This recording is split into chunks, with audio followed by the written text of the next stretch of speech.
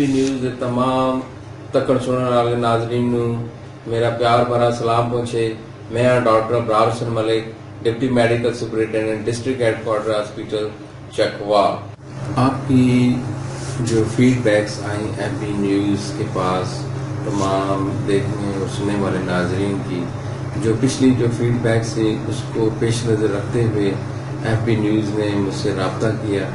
और मुख्तलिफ सवाल और जवाब जो आप लोगों ने उनको आरा दिए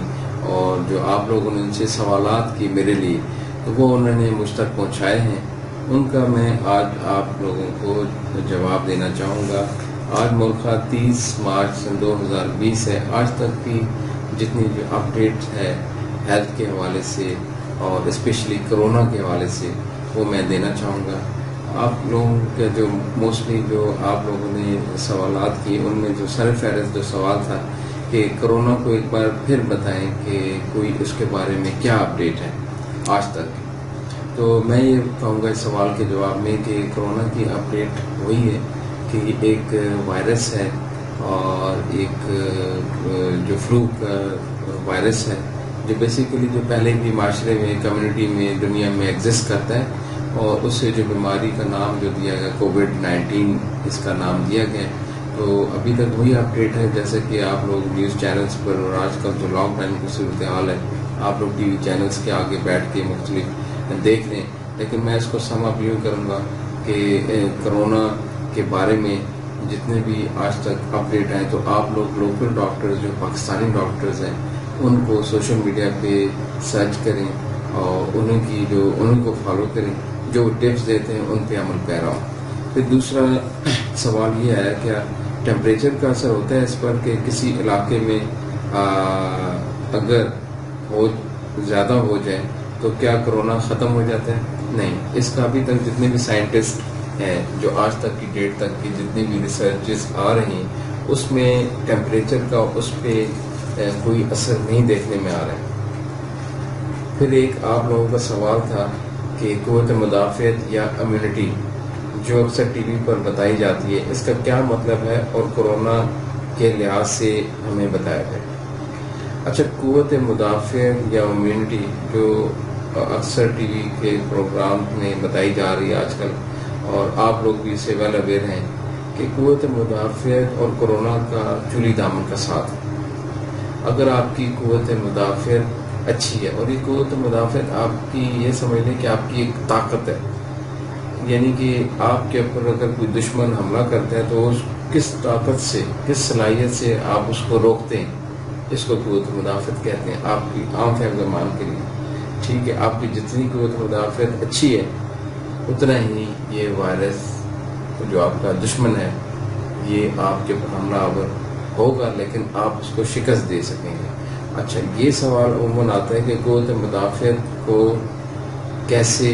बढ़ाया जाए। अच्छा, क़ुव्वत मुदाफ़ियत को आप हेल्दी लाइफ की जो रूटीन्स हैं उनको अपना कर क़ुव्वत मुदाफ़ियत को अपनी बढ़ा सकते हैं। हल्की फुल्की वर्जिश करें, अपनी खुराक का ख्याल रखें, अपने सोने का ख्याल रखें और जितनी भी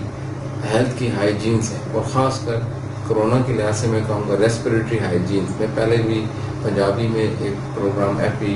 न्यूज़ से जो नशर हुआ मेरा आइडियो मैसेज था तो उसमें रेस्पिरेटरी हाइजीन का भी जिक्र था। रेस्पिरेटरी हाइजीन ये है कि आप अपने नाक की और मुंह की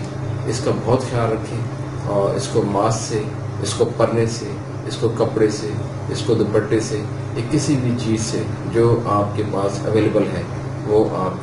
इसका ख्याल उससे भी रख सकते हैं। ज़रूरी नहीं है कि वो मेडिकेटेड मास्क ही हो। और क़ुव्वत मुदाफ़ियत किन चीज़ों में है, किन चीज़ों से बढ़ाई जा सकती है, आप इसमें केला, संतरा, माल्टा, लीमू ये आप डेली रूटीन की प्रैक्टिस में खा सकते हैं। अमरूद खा सकते हैं और इससे आपकी क़ुव्वत मुदाफ़ियत में इजाफ़ा होगा।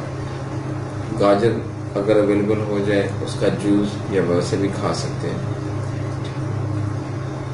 अच्छा, एक सवाल ये है जो आजकल के सिनेरियो में कि लॉकडाउन और ट्रैफिक नहीं है, ट्रांसपोर्ट नहीं है, मरीज भी घरों में हैं और कोरोना का ख़तरा बाहर है और तो इन लोगों के लिए क्या किया जाए। बहुत अच्छा क्वेश्चन किसी ने किया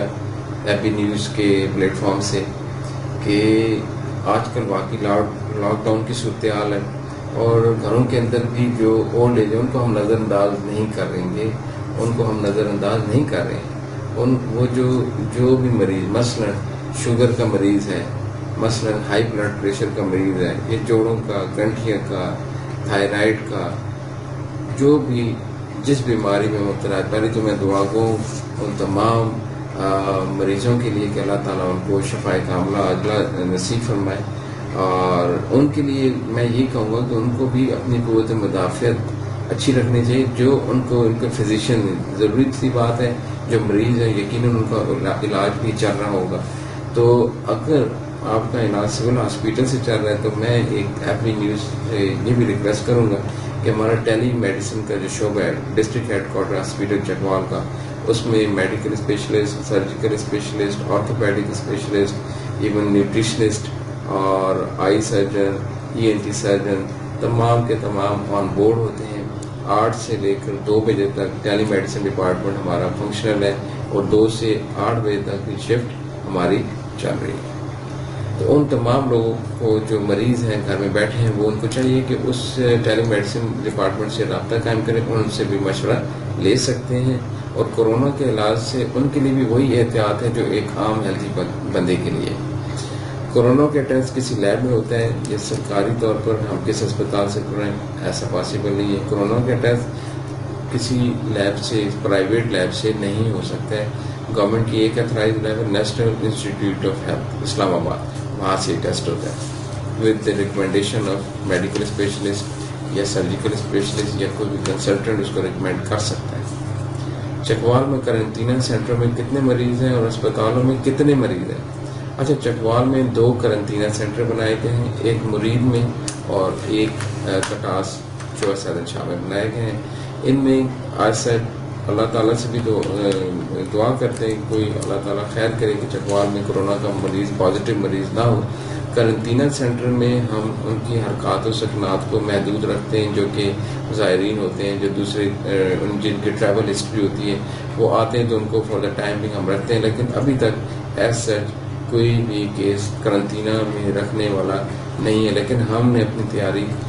پوری کی ہوئی ہے کہ اگر ہمیں رکھنے پڑے تو ہم ان کو رکھ پائیں گے۔ اچھا، آج کا طریقہ کار کیا ہے جس پر شبہ ہو کہ یہ کورونا کا مریض ہے، اسے کیسے ہینڈل کیا جاتا ہے؟ ہاں، یہ بہت اچھا سوال ہے کہ آج کل کیسا طریقہ کار ہمارا جو چکوال کا پیٹرن ہے،